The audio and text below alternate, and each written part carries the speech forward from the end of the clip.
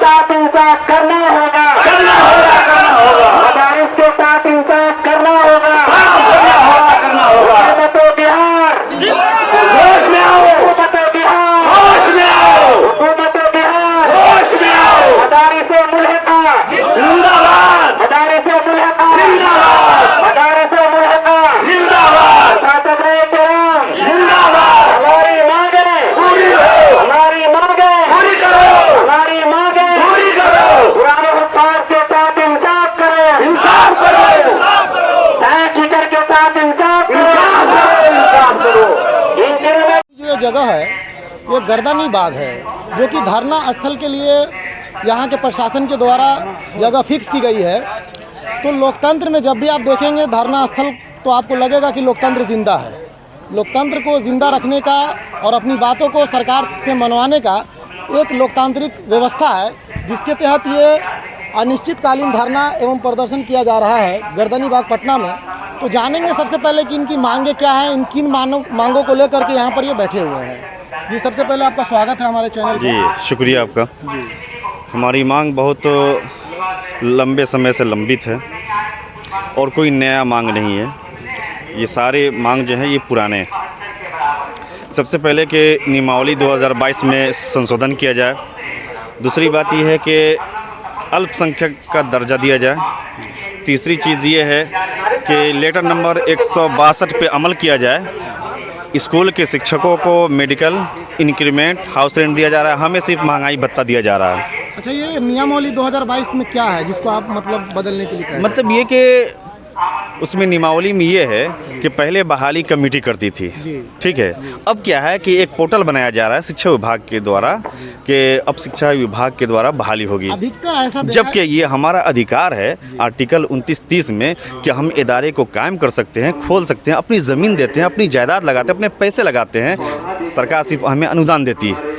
कई जगहों पर ऐसा देखा गया है कि जब कमेटी ही बहाली करती थी, तो अधिकतर जगहों पर ऐसा देखा गया है कि वो अपने बहू को, वो अपने बेटे को, मतलब अपने फैमिली मेंबर को ही वो बहाल कर लेते हैं। जिसके लिए जो है सरकार ऐसी कर रही होगी कि चलिए अगर मतलब पोर्टल के जरिए बहाली होगी। अधिकतर मदरसों में ऐसा देखा गया है कि एक ही फैमिली के 5-5, 7-7 मेंबर मदरसा चला रहे हैं। नहीं, ऐसा तो हमने नहीं देखा है, आप देखे होंगे वो अलग बात है। लेकिन दूसरी बात ये है कि अल्पसंख्यक जो भी स्कूल हैं फुल माइनॉरिटी में, वो आज भी वो कमेटी बहाल करती है उनको।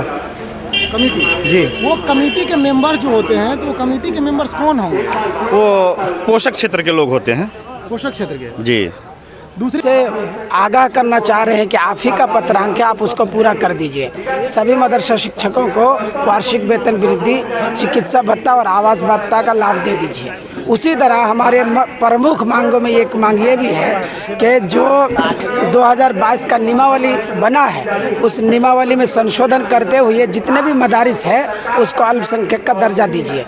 उसके अलावा जो पुराने मदरसे में 1128 कोटी में जो हाफिज़ पढ़ा रहे हैं, उनकी तनख्वाह आज नॉन टीचिंग स्टाफ से भी बहुत ज़्यादा कम है, यानी पियन क्लर्क से भी कम है। उनकी तनख्वाह मौलवी के बराबर अब कर दीजिए। 1637 मदारिस जिनको अब तक पेमेंट के ज़ुमरे में आपने नहीं लाया है, उसको पेमेंट के ज़ुमरे में ले आइए। ये सब प्रमुख मांगे हैं जो हम सरकार से वर्षों से कर रहे हैं। थोड़ा नियमावली 2022 को विस्तार रूप से बताइए, क्या है इसमें, डिटेल में बताइए कुछ। डिटेल्स में ये है कि मदरसे की बुनियाद जिस वजह से बनाई गई है, जिस वजह से डाली गई है, उस बुनियाद को हिला कर रखने वाला ये नियमावली है। और उसमें प्रमुख बहुत, चूँकि लंबा चौड़ा है, वो एक दो बात ये है कि मदरसे में जो बहाली का सिस्टम है वो प्रबंध समिति के द्वारा होना था, लेकिन सरकार ने उसको अपने गिरफ्त में, अपने कब्जे में ले लिया। अगर आप प्रबंध समिति का सिस्टम ही आप खत्म कर देंगे तो फिर मदरसे का वजूद खतरे में आ जाएगा। का सिस्टम खत्म करने का सबसे बड़ा मुद्दा ये है सर कि उसमें अधिकतर देखा गया है कि एक ही परिवार से बहुत, आप देखेंगे आपको आप उसमें अंकुश लगाइए। अगर कमी कोताही आपको नजर आ रही है तो आप उसमें अंकुश लगाइए। और दूसरा तरीका हो सकता है, लेकिन आप पूरे नियम को बदल दीजिएगा, मदरसे के वजूद को ख़त्म कर दीजिएगा, प्रबंध समिति के सिस्टम और पावर को ख़त्म कर दीजिएगा, तो फिर 1981 के एक्ट को आप क्या उसका इम्प्लीमेंट फिर कैसे हुआ? अब प्रबंधन समिति है तो प्रबंधन समिति का चयन कौन करता है? बिल्कुल वहाँ के पोशाक क्षेत्र के सभी आवाम करते हैं। बिल्कुल आवाम से मदरसा चलता है और पोषक क्षेत्र के सभी आवाम उस समिति का गठन करते हैं। असल की जो मतलब लीडर है, यहाँ तक आप लोग जो आए होंगे तो एक हर चीज़ का एक प्रोसेस होता है, एक सिस्टम होता है। तो आपके जो लीडर हैं, जैसे कि मेनली जो बिहार लेवल पर देखिएगा तो एमएलसी में जैसे खालिद अनवर साहब हुए, उनके वाला में गुलाम रसूल बलियावी हुए, या मंत्री जमा खान हुए, तो आप अपनी बातों को उस सिलसिलेवार ढंग से पहुंचाते हुए आए हैं कि डायरेक्ट यहाँ धरना में आ गए? हर लेवल पे उनको पहुंचाने की कोशिश की है। बाज़ाब्ता कोई ऐसा मंत्री जिनके पास हमारा डिमांड नहीं गया हो, ये आप अपनी मतलब आप इसको गिरा बांध लीजिए। हमारा सारा डिमांड सारे मंत्रियों के पास, सारे विभाग को, मदरसा बोर्ड को, शिक्षा विभाग को, शिक्षा मंत्रालय को, अल्पसंख्यक कल्याण मंत्रालय को, हर विभाग को गया है। यहाँ तक कि आपको बताऊँ कि हर विधानसभा क्षेत्र के जो विधायक जो प्रतिनिधित्व करते हैं हर इलाके के और पंचायत के, उन तक भी हम लोगों ने खबर पहुंचाने की कोशिश की है। ये कब से आप लोग इस प्रोसेस को कर रहे हैं? पहले तो 12 तारीख को हम लोग हर जिला मुख्यालय में धरना दिए थे, फिर 14 को प्रेस कॉन्फ्रेंस के जरिए हमने सरकार को कह दिया था कि आप हमारे डिमांड को 16 तक पूरा कर दीजिए। अगर हमारे डिमांड को आप पूरा नहीं करेंगे तो हम 17 तारीख से हम धरना पर बैठेंगे। 17 से कंटिन्यू बैठे हुए, आज 5वां दिन है।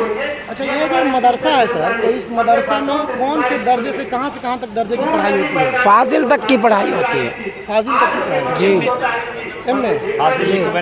तो ये जो है सर, इसमें जो देश और दुनिया की बात है, तो इस मदरसे से पढ़ करके अभी के मौजूदा हालात में, जैसे आपके पास डेटा है कि 1600 लगभग मदरसे इतने हैं, चल रहे हैं, तो उससे बच्चे पढ़ करके कुछ कामयाबी की तरफ जा रहे हैं? क्या कर रहे हैं बच्चे सब? ऐसा सरकारों का ऐसा रहता है?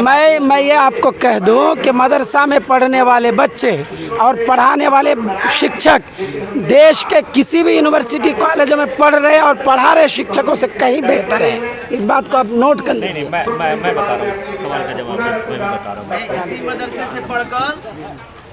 मैं इसी मदरसे से पढ़कर PM polytechnic engineering college 91 Sonipat से इंजीनियरिंग किया हूँ।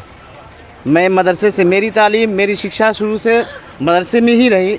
उसके बाद मदरसे से पढ़कर मैं स्कूल में चला गया।